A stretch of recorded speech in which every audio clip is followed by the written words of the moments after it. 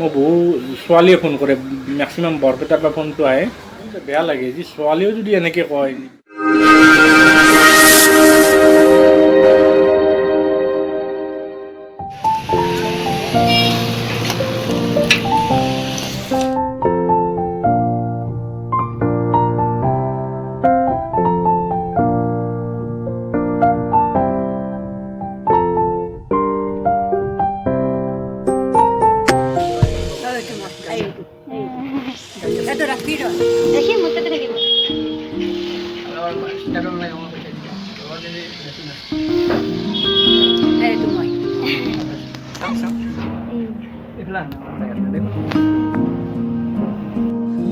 আপনাৰ নাম তো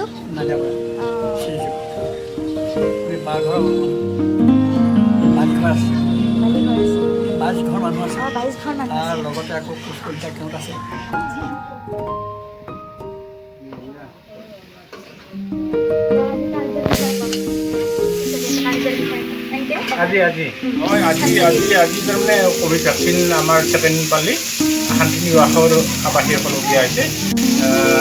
প্ৰথম পালি অলৰেডি 84 দিন আগত দিয়া হৈছিলে, আজি ছেকেণ্ড ড'জ। আৰু আমাৰ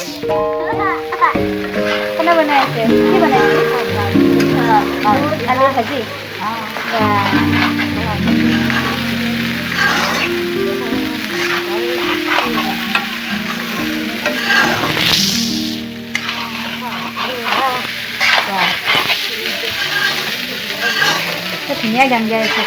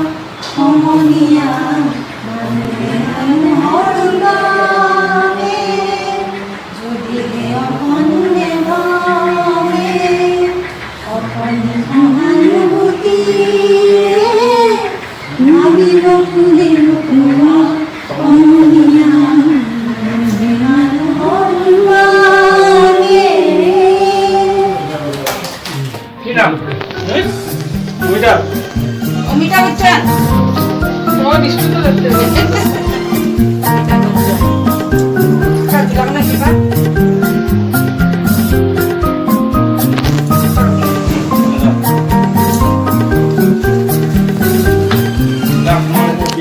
ओके तो welcome back to my channel. और आज मोर लगत आछे आपनारा सकलोरे परिचित अहोমৰ एजन सुयोग्य सुसंतान বুলি ক'ব পাৰোঁ मुजिबुर रहमान डांगरिया। और मैं आছোঁ नलबारी जिल्लार अवस्थित এখন आश्रम जार नाम शान्तिनिवास।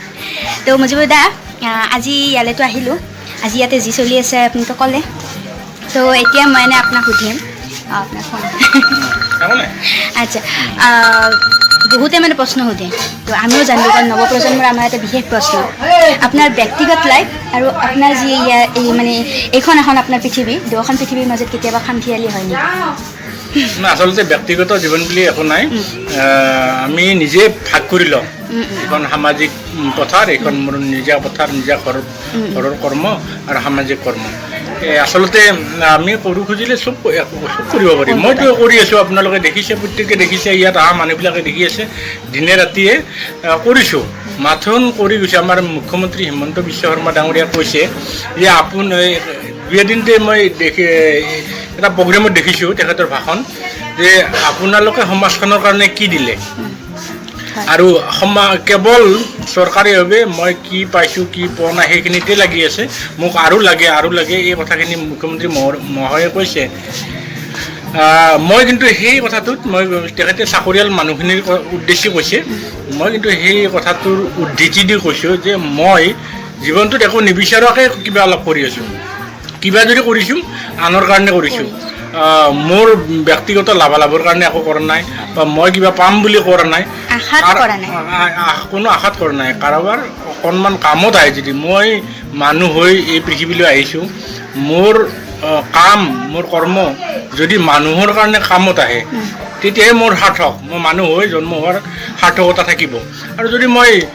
মোৰ জীৱনটো মোৰ কৰ্মখিনি যদি মানুহৰ কামত নাহে মই জীয়াই থাকি একো লাভ নাই মই মানুহ হৈ জন্ম লোৱাৰ একো অৰ্থই থাকিব নোৱাৰে সেইকাৰণে সকলোকে কৈছোঁ যে মানুহ হৈ আমি জন্ম লৈছোঁ মানুহৰ কাম কৰিব লাগে মানৱতাৰ হকে কাম কৰিব লাগে এই পৃথিৱীত মানুহতকৈ মানৱতাতকৈ ডাঙৰ ধৰ্ম একো থাকিব নোৱাৰে মানৱ ধৰ্মতকৈ পৃথিৱীত শ্ৰেষ্ঠ ধৰ্ম নাই যিহেতু আমি মানৱ ধৰ্ম পালন কৰা মানুহ মানৱ ধৰ্ম বিশ্বাস কৰা মানুহ যিসকলে মানৱ ধৰ্ম বিশ্বাস কৰে তেখেতসকললৈ মোৰ অনুৰোধ আনক কিবা দিয়ক নিজৰ কাৰণে একো নিবিচাৰিব নিজে চলিব লাগিব ওপৰলৈ চলাই লৈ যাব আমি যাক বিশ্বাস কৰোঁ ঈশ্বৰ আল্লাহ গড কিবা বুলি বিশ্বাস কৰোঁ তেওঁ চলাই লৈ যাব কিন্তু আনৰ কাৰণে কিবা দিয়াৰ কাৰণে চিন্তা কৰক আমাৰ ইয়াত 30গৰাকী ককা আইতা আছে মই নিজে মোৰ ঘৰখন মই ৰাতিপুৱাৰ পৰা আৰম্ভ হৈ মোৰ কৰ্ম যিহেতু কৰ্মই ধৰ্ম মই সেই বিশ্বাসটো কৰোঁ ৰাতিপুৱা 5 বজাৰ পৰা 5:30 বজাৰ ভিতৰত মই বিচনাৰ পৰা শুই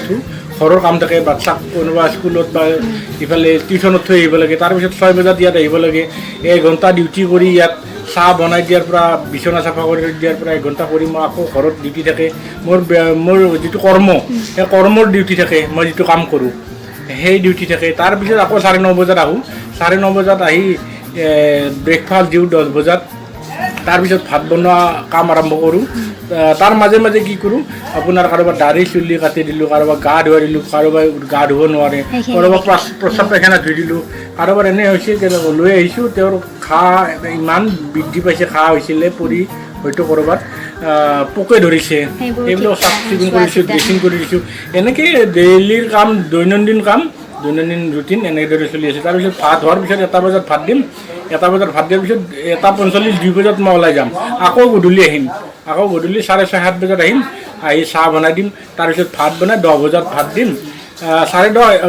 9 বজাত ভাত দিম 10 বজাত 10:30 বজাত মই ওলাই যাম এনেকৈ দৈনন্দিন কাম চলি থাকে তাৰ মাজে মাজে ঘৰৰ কামখিনিও চাব লাগে ঘৰৰ কামখিনি নকৰিলেতো মই খৰচ সোমাব নিদিব এইটো বৰ সুন্দৰ কথা ক'লে একচুৱেলি আমি কি পাম বা কি আমাক লাগে সেনেকুৱা ধৰণৰ আশা কৰি একচুৱেলি একো কাম কৰিব নালাগে আৰু এই ক্ষেত্ৰত আমিও ইনস্পায়াৰ হৈছোঁ কাৰণ আমি মজিবুৰ দাক সৰুৰ পৰাই দেখি আহি আছোঁ আৰু আজি আমাৰো এটা মানে সেনেকৈ হ'ল জাষ্ট ফৰ হেপিনেছ যিটো আপোনালোকে সদায় দেখি আছে তো ইনস্পিৰেশ্যন একচুৱেলি ইয়াৰ পৰা আহিছে তো আমিও তেনেকৈ যিখিনি পাৰোঁ কোনো আশা নোহোৱাকৈ আমিও কাম কৰি গৈ আছোঁ যিহেতু সময় বহুত কম তো দেখিছে খুব ব্যস্ততাত থাকে গোটেই দিনটো তো মই সুধোঁ যে আমাৰ জেনেৰেশ্যনক বা সমাজক আপুনি কিবা ক'ব নেকি যুৱ প্ৰজন্মক মোৰ অনুৰোধ মানুহ আৰু মানৱতাৰ হকে কাম কৰক হিন্দু আজিৰ সময় যিটো হিন্দু মুছলমান এই শব্দবোৰ এৰক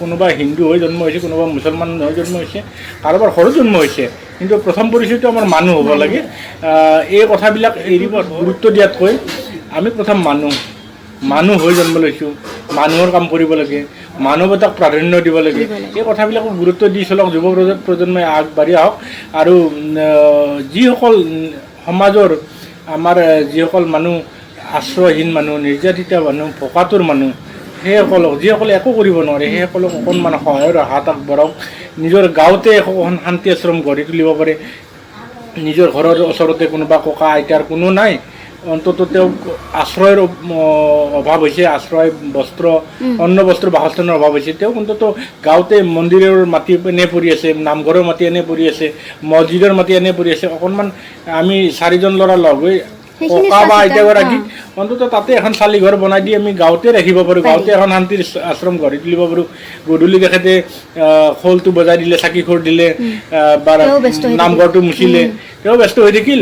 আৰু তাতে আমাৰ সেই গাঁৱৰ শান্তি আশ্ৰমখনতে সেই ককা আইতাগৰাকীও থাকিল।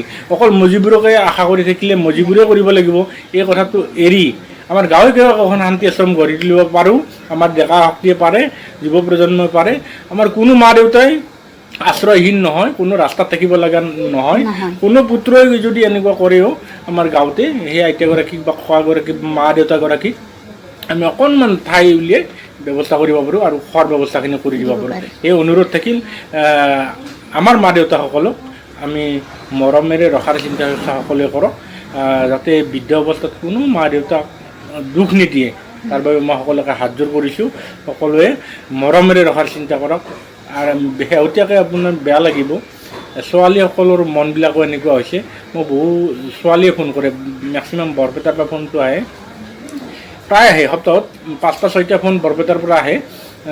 মোক মাক ৰাখিব লাগিছিল, অলপ পইচা দিম। আমাৰ শান্তি আশ্ৰমত তেওঁৰ মাকক ৰাখিব লাগে, সেই কথাখিনি কয়। আচলতে বেয়া লাগে যে ছোৱালীও যদি এনেকৈ কয়, বৃদ্ধ অৱস্থাত মাকক চাব নোৱাৰোঁ, আশ্ৰমত থৈ দিওঁ। আমাৰ ইয়াত সেই ছিষ্টেমটো নাই। কোনোবাই ল'ৰা ছোৱালী ইয়াত থৈ দিব, অলপ পইচা দিব, আমাৰ সেই ছিষ্টেমটো নাই। আমাৰ ছিষ্টেমটো আশ্ৰয়হীন নিৰ্যাতিতা ভোকাতুৰ মানুহখিনি, যাৰ কোনো নাই, সেই মানুহখিনিৰ কাৰণে আমি যুদ্ধখন চলাই আছোঁ। মানুহ আৰু মানৱতা ৰখে। ধন্যবাদ। ধন্যবাদ মজিবুৰ দা, ইমানখিনি সময় দিলে ইমান ব্যস্ততাৰ মাজত। একচুৱেলি যেতিয়াই লগ পাম বহুত কথা সুধিবলগীয়া থাকে, কাৰণ বহুত শিকিবলগীয়া আছে। তথাপিও ইমানখিনি সময় দিলে, আৰু ভিডিঅ'টো আজি লেংৰি নকৰোঁ, আকৌ লগ পাম আৰু কথা পাতিম। Thank you. Thank U.